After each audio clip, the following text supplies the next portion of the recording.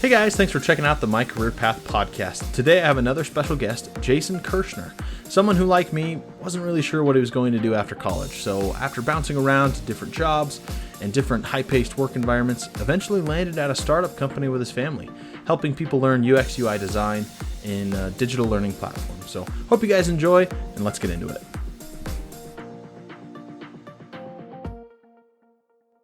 All right, well, I just wanted to welcome to the show Jason Kirschner.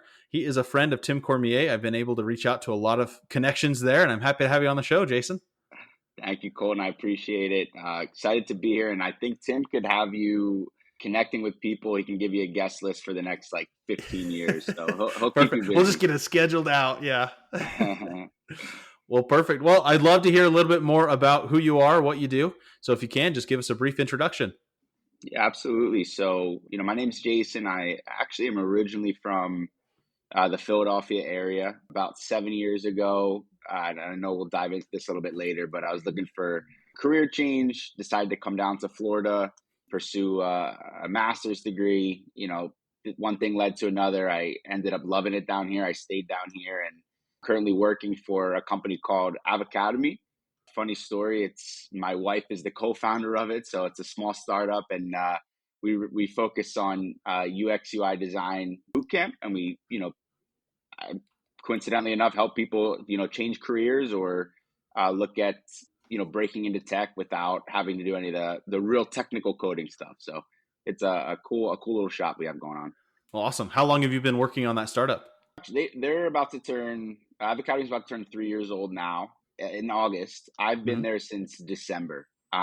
So my wife's been there for a little over 2 years. Her best friend started the company. She was the founder. She brought my wife on as a co-founder, and they've just been growing ever since. And we had a discussion last Thanksgiving time, and I think I think we both knew it was going to end up happening eventually. And we decided December last year was going to be the time that I jumped over to help them out. Well, perfect. That sounds awesome. And you guys had already made the move to Florida after that, I assume, right? I've been here well before, and actually met her down here. Oh, really? That's awesome. Yeah. She's a Miami girl, born and raised. I came down. I met her. We dated for a while, and sure enough, we got married about a year ago, and this is where my life is now, and I love it. Congrats. That's awesome. Thank you. Well, perfect. Well, let's kind of jump into your whole career path. I love hearing where people kind of started. What was the first job you ever held? Yeah, honestly, the first job I ever had was I grew up in a town outside of Philadelphia, in Cherry Hill, New Jersey, and there's this place called Chip and Putt. Or I think it was called Golfland. I don't even remember. I don't even know if it's still around. But I worked in the summers for Golfland doing just any odd job that you could possibly do. I was weed whacking, keeping, cutting the grass. I was clearing a room out for some guy who was coming to live with the owner for a little bit. I mean, it didn't matter what it was. I was just doing all the odd jobs there. That was the company that I currently work at. We have a lot of that as well, where it's like, yeah, you're hired on as this, but if the owners need something, we need to, clean the what is it, the side by side or something. That's part of your job description. It's just One minute I'm out on the golf course. It was like a little par 3 course, but I'm out on the par 3 course, like digging drains for when the rain comes. And the next thing I know, I'm stuck in the ice cream machines, and it just whatever was whatever they needed. But it was really cool. It was an awesome summer job, and I really loved it. Okay, perfect. So after that kind of summer job, was there any were there more summer jobs before you kind of moved away and started into college or anything like that? Yeah, nothing too memorable.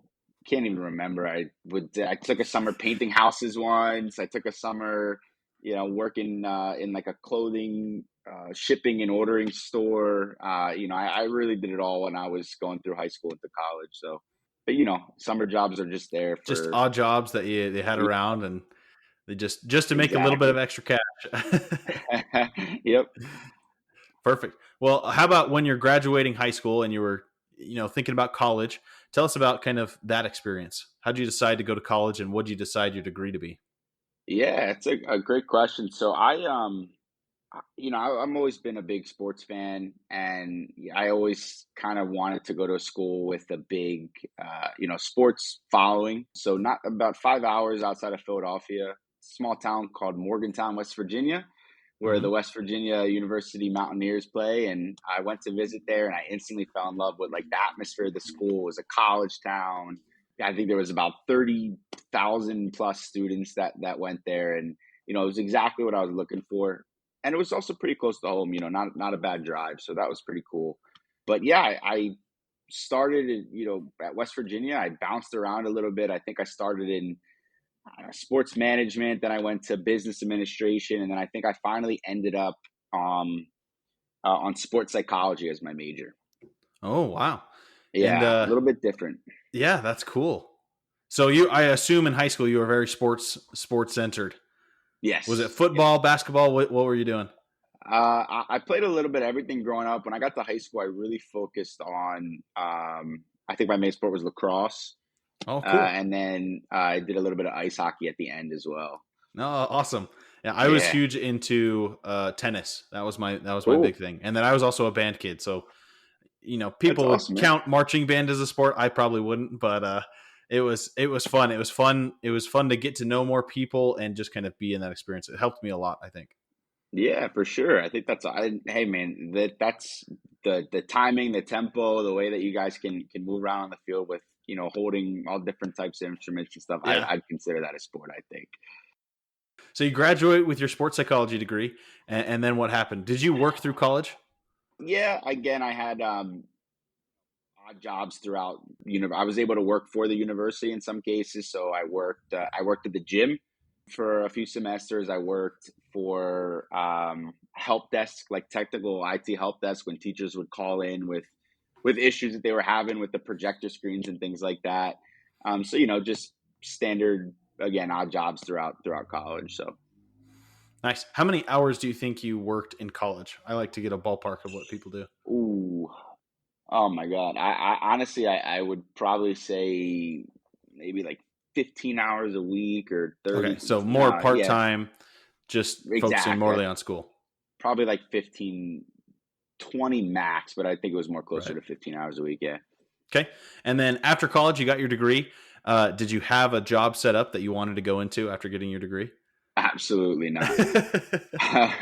I majored in sports psychology. If you're not too familiar with it, it's kind of interesting. It's a major that kind of falls into two classes. One, some schools adopt it more in like the psychology school, Hmm. where they're focused more on like the psychology behind performance, so like team dynamics and things like that.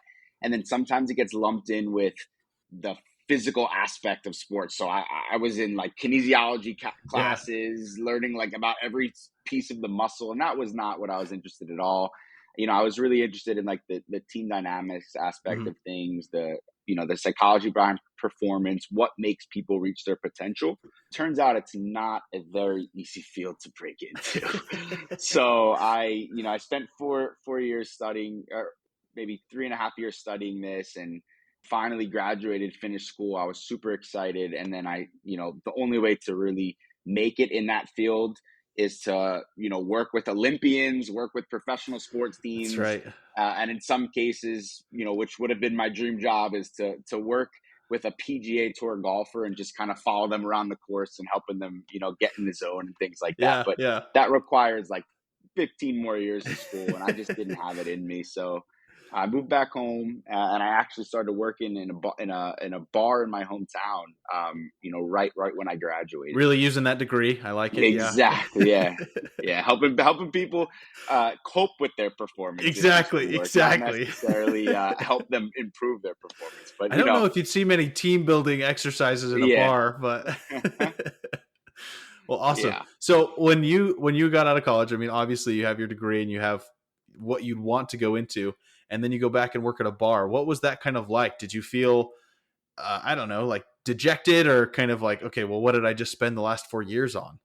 Yes, there was definitely those thoughts. I'll tell you, working in a bar, the cash is great.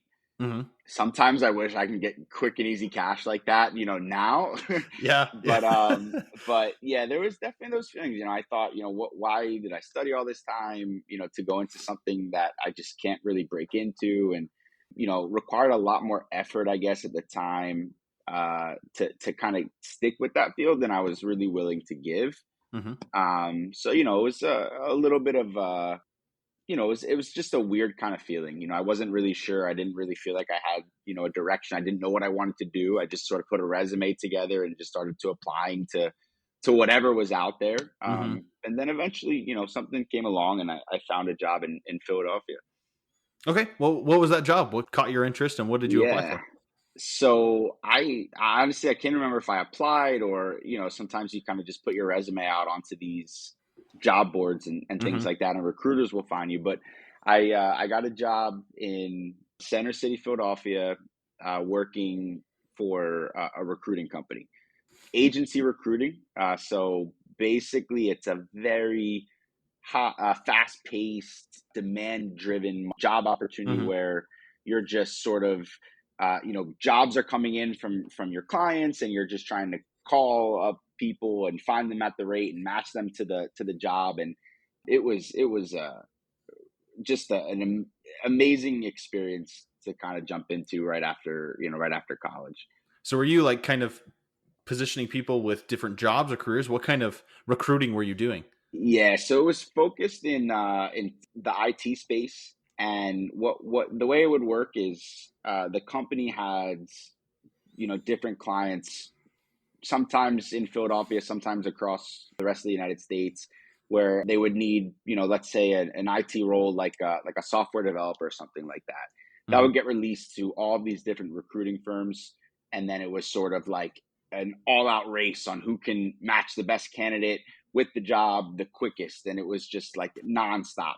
So in some cases, it was pretty cool. It was being able to talk to people and help them find jobs that they were interested in, but then on the other end of it, it was just a very fast paced, very demanding work environment. Was that some of your first introductions to kind of the IT world that you started to kind of move into afterwards?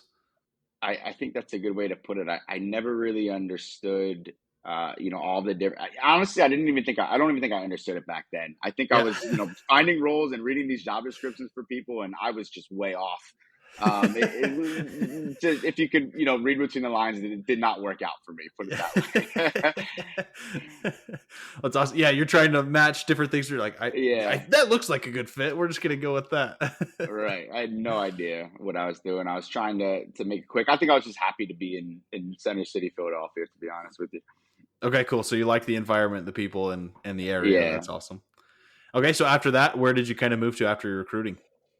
So I think, like all, young 20 somethings, I felt the need to really extend my feelings of independence. And a buddy of mine had just moved out to Los Angeles, and I thought this is a great opportunity for me to move across the country and Yeah. go make it in LA. And I went and visited him out there a couple times, and interviewed and tried to get a job for, you know maybe a month and a half, Hmm. 2 months, and unfortunately that didn't work out. So with my tail between my legs, went right back into the recruiting world again for a different company, thinking it might be a little bit different.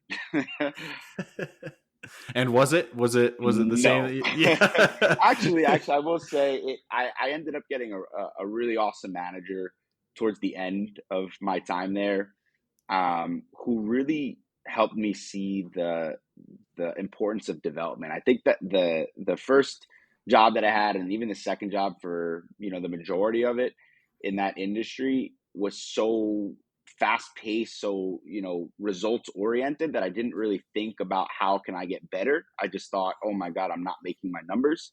Hmm. Whereas towards the end of my time, in my second role, I had a manager that really took the time to do one-on-ones with me, and go over different practices and things that could help me get better. And I really started to actually see those results just as I was getting ready to leave. Well, I think that's awesome because for me personally, I think mentorship is such a critical part of kind of how people end up in their careers Yeah. because sometimes you just don't know the effect you have on people. And I don't know if your manager knows, like, oh yeah, that kind of stayed with Jason. But when I was applying for college, they had a story that we had to write that was called a lollipop moment. And it was about a girl who was in line. It was her first day at college. She was in a long line to kind of get registered or whatever else. And she was totally nervous. She had never been on her own. But there was the one guy who was doing cartwheels and dancing around, and he was handing out lollipops. And he gave one to her. And that just made her whole day. Like, it was a total turnaround. And she met him again, like 3 or 4 years later. They ran into each other in the halls. And she was like, you helped me so much on that first day. And he doesn't even remember it. He was right, like, right. sure, yeah. And so I had to write about that. And I think just having a mentor enables those moments so much more. And you really you don't know the effect that you have on people. That's so true. That's such an awesome story to kind of, illustrate what it could mean to somebody behind the scenes. And to be honest, at the time, I don't even think I knew it was mentoring. Mm-hmm. I thought I didn't really know what was going on. I was just like, wow, this is really cool. This guy's, for the first time in my career, this guy's like paying attention to where I'm struggling and working on ways that can help me. And I didn't know what was kind of going on. And I remember the reason I left that job is I got into grad school down in Florida, and I decided to just kind of go for it. And I went for my MBA, a specialization in HR management, and one of my courses was on leadership styles. Mm-hmm. And I'm going through, learning about all these different leadership styles. And I think the assignment was we had to write a paper. And sure enough, I ended up writing a paper on my, boss that was really, being helpful at the time, and why his leadership style was great and why it worked for me. And I think one of the coolest things is I went back to Philly during one of the breaks, and, college football season was on. I went to a really cool bar in Philadelphia to watch some games, and he was there. And I got to actually see him and kind of tell him the story, how I wrote a paper on him, and how, it was just, really helped connect the dots on, what was happening at the time, and why I think he's such a, why I thought he was such a good leader, and he still probably is. And yeah, he was really, really happy to hear that story. Cause like you said, I don't think he had any idea that he was mentoring me, or maybe he did, but maybe I just never really got the time to thank him back then, because I didn't know what was happening. Yeah. Yeah. Well, and I just think there's so much more connections that we have to make. I think especially after the pandemic and everything else, I think a lot of people, and especially students, are really hesitant to make these connections, to kind of put themselves out there. And I've also noticed a lot more just with previous generations. It was more of a, hey, you got this job and you worked there forever. You worked there for 15, 20 years. And it's kind of moved away from that a little bit more of, you do 3 to 5, 7 year stints, and then you kind of bounce around. And keeping those connections and keeping those kind of bridges are super important for today. Yeah, that's a great point. Honestly, I would even say in some cases, it's even a little bit shorter. We have some of our students that graduate our program, and we help them break into their, first job in design. And, they're at a company for, 1 year, 1.5 years, and they're sort of ready to take that next step. They're kind of boxed out in their current position. There's not an opportunity for them to move up. And sure enough, they go and, and find it at another company in just 1.5 years. And there's nothing wrong with that. Things move really quickly these days. And I think, to your point on connections, it's not so personal anymore if you do have to go and jump somewhere else. People are willing to keep those connections. People are willing to advocate for you. And I guess a great example is one of our students, got hired. She's been there at this company for about 1.5 years. And her boss literally said to her, "This is not where I want you to be forever. I want to help you get to where you want to be. So let's obviously, she has to do her work, and she has to, do the job that she was hired to do. But her boss is going to make sure that she can get her to that next step, whether it's with that company or with another company." And I think that's, a really cool approach to take to kind of help develop people regardless of where they are or where they're going to be. Yeah. It's not so much, hey, we want you to work at our company forever. We really want to see you succeed regardless of Absolutely. whether that is. I would agree. I want to talk about kind of your decision to go to grad school. What kind of led you Yeah. into that and kind of deciding to get your MBA? Well, if it wasn't really clear before, I just did not like what I was doing. You just kept stumbling into things Yeah. that you're like, yeah, let's go with that. Yeah. So, I kind of I remember maybe about 4 months before I decided to apply for grad school. I was, spending my weekends doing some research. What is it that I want to do? I knew I loved what I studied in sports psychology. I knew that wasn't going to be the career for me, but what can I get into that's sort of similar? And I started Hmm. doing some research, and a big major that's offered is organizational development that sort of has those sports psychology foundation practices behind it, not so much in sports world but in the business world, about performance management and helping people sort of reach their potentials within an organization, setting people up to succeed, I guess you could say. I didn't know, I wasn't sure if I wanted to be more specific in that or if I wanted to just sort of take something a little bit more broad. A lot of times, organizational development can fall under the HR field. So Hmm. I went and decided to just, broaden it out and go for a major in HR management, which, in turn falls under an MBA. So Yeah. I took, foundational business level classes. But for the most part, most of my master's courses were focused around HR. Okay, cool. And how do you think that MBA has helped you in your career? I want to say a lot. I really do. I think it helped me in terms of just like, I guess from a more like personal aspect, it helped me sort of get out of what I was doing. See the full scope of different disciplines within HR that I can go and Hmm. and try out. But for the most part, I just I, I I think there's just so much opportunity out there, and it's just a matter of getting the right, putting yourself in the right position. A lot of our students that we have right now, change careers. They come from teachers, they come from hairdressers, they come from, trade schools. Some of them come from, not all of them have a 4-year degree, and they're able to become, get some really successful jobs. So I Yeah. think for me the masters helped out, but it's a choice that is personal, and there's many options out there. Yeah, and I would agree. And I only ask just because I think education's important. Yeah. I really do. It's important to be educated to continue learning. I just don't think that education is kind of the be all end all. And No. from a lot of what I've asked of people and kind of talked with them about, they're like, yeah, it helped me kind of zone in, figure out what exactly I want to do. But a lot of it was kind of what I decided to learn, the experiences I've had and the work experience. So just helping people, because I think a lot of people get into that mindset of, okay, I got my bachelor's degree, I got my undergrad, the next logical step is getting a master's or Right. PhD or grad school or anything like that, without really thinking, what is this all for? What kind of career do I want? And do I really need that kind of investment into that Yep. time and into that education? Or could I get that through work experience? Right. Yeah, that's a great observation, and clearly you've heard from many different people about their journeys, and yeah, for me it was more so about just kind of needing a little bit of help to, like you said, zone in on Hmm. what could be out there, what could I do.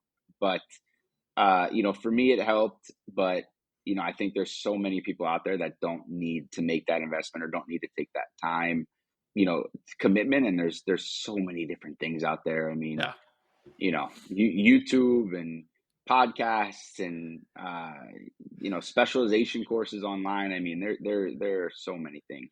Yeah, I mean the info is out there. It's just it's for those who want to seek it out.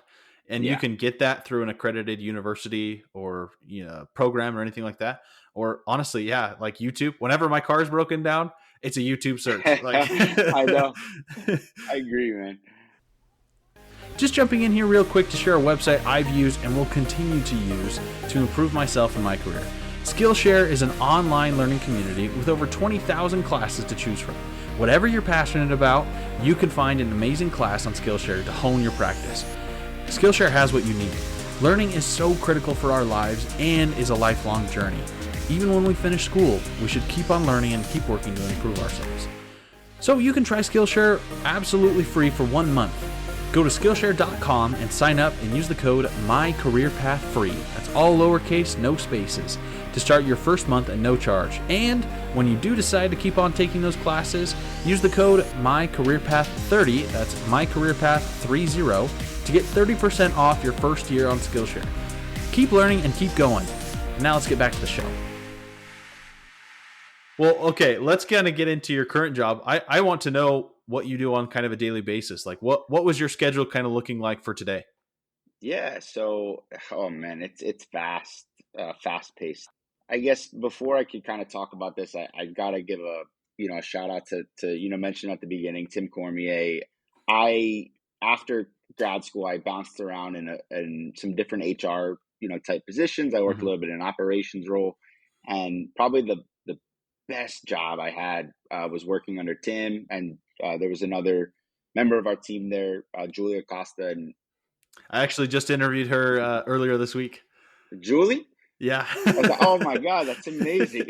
Yeah. Again, She talked about her consulting and her everything else. Go check out that episode. But yeah, that was way fun. yeah, I'll have to watch it. And Tim is definitely helping you book some calls for a while out. That's what she gives me some fireball people. I already know. So Yeah. I'm just like, yeah, let's go. Yeah, but we were a small team. It was just three of us, and that was my first, real step into the learning and development world. I did a lot of training beforehand, mostly because I always kind of volunteered for it. It wasn't part of my job description. It was just something that I always loved to do. Hmm. So I got to, work pretty much 3 years under Tim and with Julie, and they were just, oh my God, we talk about mentoring. I can't say it enough how just amazing the mentorship I received from the both of them were. Almost every time we interacted, it seemed like a mentoring opportunity for a while. And Yeah. really quickly, I started working under them as just sort of an administrator, helping, organize the learning management systems and, the class rosters and the class schedules that they were teaching and things like that. And, really quickly, they sort of helped me gain some skills and gave me feedback and gave me coaching and, really just sort of helped me learn the learning and development world and understand, where I want to make an impact in that world. And Yeah. for me, who knows if this is really coming full circle about my first job with technical recruiting, but I sort of always gravitated towards the technical aspect of things. And I loved facilitating. I loved, teaching classes, but what I liked even more was, working with experts and helping them come up with training materials and educational resources that sort of go into the new world we're in. Like we were saying, YouTube and, e-learning type stuff. And that was really where I love to work in that area. And, going to where I am now, and unfortunately I had to, leave working with Tim and Julie, and I went to work Hmm. for Av Academy, where my wife, was the co-founder, and I run an e-learning platform that we have for them. So we have our students, they go through a UX UI design boot camp. We have a career readiness program after they graduate that boot camp to help them get jobs. And then a lot of the graduates were always coming back asking for continuing education opportunities. So we decided to come up with this e-learning platform, and I work with many talented UX designers out there to just come up with a variety of topics in the field that help people, sort of get into a specialization or just sort of upskill themselves. And it's awesome. Oh, that's great. So you work with a lot of people who were in a similar situation, kind of figuring out what they want to do and kind of getting into the tech world. How Yeah. often do you get to interact with kind of the students and get to know them a little bit more personally, or is it all online? Yeah. Well, so funny you say that. So the school, the boot camp that we run is entirely online. It's mentorship focused though. So if you're not familiar with UX UI design, it's essentially any app or website that you've ever used in your life that Okay. you've said, oh my God, this is the worst app I've ever gone on, probably doesn't have designers designing the app. Gotcha. It's probably just a bunch of, and I hope I don't get ridiculed for this. Probably a bunch of developers that just put, code the app together, thinking this is what I get it. supposed to be It's awesome. one of those things that it makes perfect sense to the programmers, but you show Yeah, it to anybody else and they're just like, they're like, what is there's so this? much everywhere. Yeah. Right. Yeah. It's crazy. So design is sort of had this boom in the tech world, and I think the reason being is because people can translate into that career with very minimal work experience in the tech world or in design at all. It really comes from a lot of soft skills like empathy and communication, which Hmm. is why we get a lot of teachers, a very high success rate transitioning teachers into UX/UI design. But essentially, they'll take this idea for an app, think Uber for example, and they'll design the app so well that when you open up Uber, where first time users will be able to know where they need to go to call a ride, what they need to click to cancel a ride. Like they just make Yeah. it They such a make good it user experience. intuitive for Exactly. users. Okay. Right. And then Yeah. the developers, the programmers will put all that into a physical or digital product. But yeah, so kind of going back to what you say, we get students all the time, and when they find their jobs, they kind of write to us in our messaging board, how happy they are and how they never saw themselves in a career like this. They thought they were going to be lifelong teachers or hairdressers, or we get a lot of marketing folks come over that couldn't really level up in marketing. So it's just a really really cool thing to be able to see people achieve dreams that they never thought they could have, again, without having to go through an expensive education like a master's, or without having to go through these super expensive secondary schooling programs. So it's very affordable. Well, that's great. And I think especially in the tech world, it's a very needed kind of work, and everyone's going to need it in the future. I mean, everything's kind of Yeah. moving towards the digital, and Right. having people who are able to interpret and communicate with machines and with AI and everything else is huge Absolutely. going Yeah. into the future. You're spot on. It's never ending, and we always say, we kind of call it break into tech, and people always associate these roles with the tech industry, Silicon Valley, Meta, YouTube, Netflix. However, every industry is hiring for designers. I mean, you look at Yeah. healthcare now. All of a sudden, teledoc has exploded since COVID. Banking is really trying to increase the way that customers can interact with their applications. So every industry you could think of is sort of flowing into here, and I think that's why it's such a cool thing to go into, because you get such a diverse group of people coming into designing these solutions for the users. It's really cool. Yeah. Well, and what kind of traits kind of stand out to you with the people that, apply or that you work with? Yeah. So being working for a startup company, it is fast paced. I mean, I think you asked it earlier. I didn't get a chance to fully answer, but you asked what I was doing today. Uh-huh. I was doing everything that I did not plan to do today. So, fires pop up and you kind of got to put it out. Different tasks, different goals, are changing on a daily basis. And, I mentioned I work primarily for the e-learning platform that we have on the side of our boot camp. And the last couple of weeks I've been working on special projects totally unrelated to that platform, just to help out. When you work for a startup company, you got to be able to be agile. You got to be able to look at what's working, what's not working, and change very very quickly. Well, and it just seems like throughout your whole career path, you have been very much in that kind of fast paced. In a bar, I'm sure you have the evening rushes, you have your recruiting, and new name drops. Yeah. I think you have plenty of experience in working in a fast paced environment. Yeah, it's for sure. Except with Tim, I was able to just kind of sit down. Anytime we had a meeting, we'd end up talking about hockey for like 35 minutes. So That's that right. was Yeah. always that's missed. That's for sure. That's good. And I think that's a really fun part about working for small businesses and kind of startups and things like that. It is stressful, don't get me wrong. Like I'm very much aware of kind of the fires that will randomly pop out that you're just like, this was not a problem yesterday. That I wasn't even on my radar. But you Yeah. also get so much experience in so many different fields.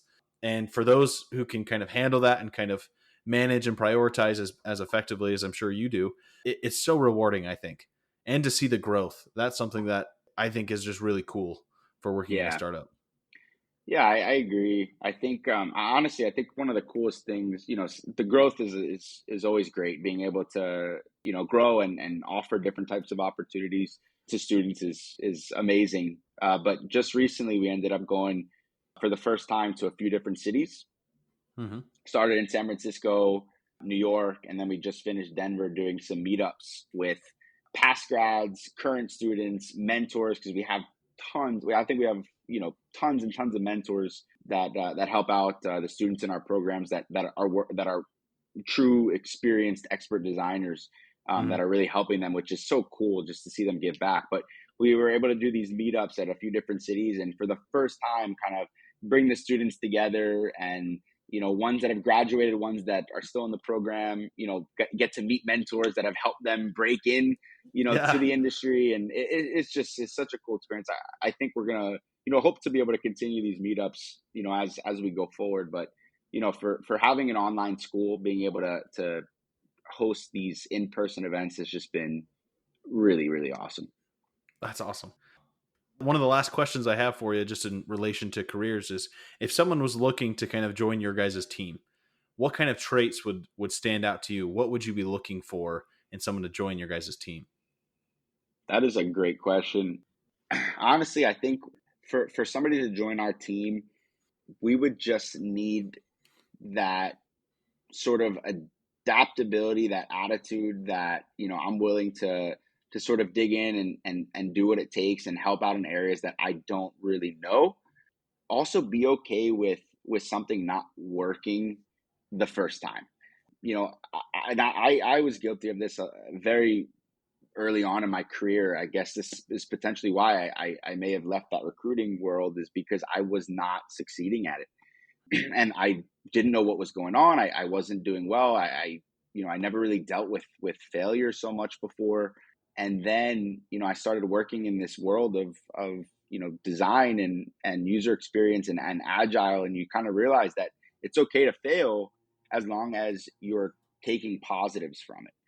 Yeah. And we see things that aren't working and we go ahead and adjust them in real time, and we forget about it. We forget that it's not so much failing, it's just it's not receiving the results we intended, so let's go ahead and fix it. And I think that's what we'd be looking for somebody to join our team, is somebody that can come in and have some experience in what they might be hired for, and have some knowledge or skills in what they might be hired for, being able to also help out in things that they weren't hired for. And then if it's not working, to just have that mindset that it's okay, we'll move on to a different phase and figure out what we can do to improve it, not get so hung up on the immediate results.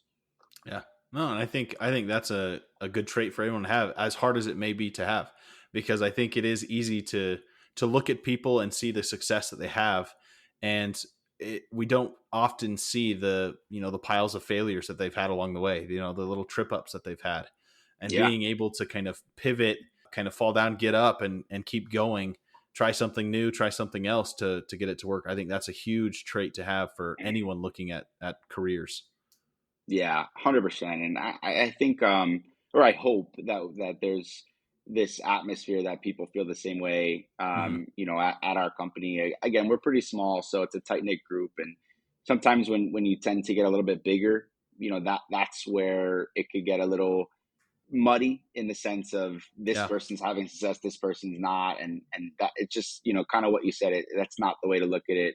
And we don't want people there that are sort of pitting themselves, their success against everybody else's. We want people there to be able to pick up the team with them if they're having success. If I'm having success, it's because you're there helping me, or it's because you guys are doing the job that you're supposed to do that are helping me have success. Now, what can we do to bring you up as well? Yeah. Yeah. That's awesome. Well, just to kind of close up, this is I think this has been an awesome interview. I think you have some awesome insights. It's fun to see your career path of the fast paced environment kind of going all around and landing where you are. One last question that I have for everyone that I love having on the show: is there any funny work experience that you have that you look back on and you just kind of have to laugh at yourself or laugh at the situation? Yeah, slightly embarrassing, but it's probably the biggest learning moment I could ever have. And the first job I was talking about, that I worked right in Center City, Philadelphia, was a very corporate environment, suit and tie every day. Hmm. And what's very common in a lot of those places, those offices is there's TVs everywhere, right? So every section of the office has a TV. They're playing Fox Business, CNBC, whatever, any sort of, business news channel that's out there is usually on these TVs running through all day. But being in Philadelphia, a huge sports town, one of the days was the Philadelphia Phillies afternoon special. So This must have been like my third week or something on the job. I'm sitting there, I don't know if I'm not really taking it seriously or whatever, but I just got sucked into the Phillies game, and I put my feet up on the desk. I leaned back in my chair. I'm sort of just like admiring, watching the Phillies at 1:00 in the afternoon on a Thursday or whatever it is. And I'll never forget, my boss pulled me into a room that he was told by one of his higher ups that who the heck am I to be, sitting like that, and this new junior level person. And I got a big chewing for that. And I'll never forget that it's so important to just sometimes act professional, even if you might not really be doing anything at your desk, but at least act like you are. Don't just sort of sit back and watch the TV. That's awesome. Yeah. Oh my God. I'll never forget that. Kicking the feet up. Run out there. Yeah. Yeah. Waiting for someone to bring you a drink so you can keep watching. Right. like I'm a VP or something. Yeah, exactly. Junior level recruiter. Oh my goodness. That's awesome. Is everything, but in that case, perception was definitely reality. That's right. Not doing my job. Yeah, exactly. They saw exactly where you were focused. Yeah. So there you have it, you guys. I hope you enjoyed that episode. If you are interested in learning about that UX UI design course, it's called Avo Academy. Link is going to be in the description. Hope you guys go check it out. If it's something you're interested in, great place you can start picking those skills up and eventually apply them to your career. If you like this episode, make sure to leave a 5-star review. It really helps me out to help other people find the show. Share it with a friend. If you know someone who's graduating or just getting out of college, share the episode with them. I'd love to hear their feedback. I'd love to know what careers you guys are interested in, and hopefully I can get someone on the show to talk about it. Until next time, catch you guys later. See ya.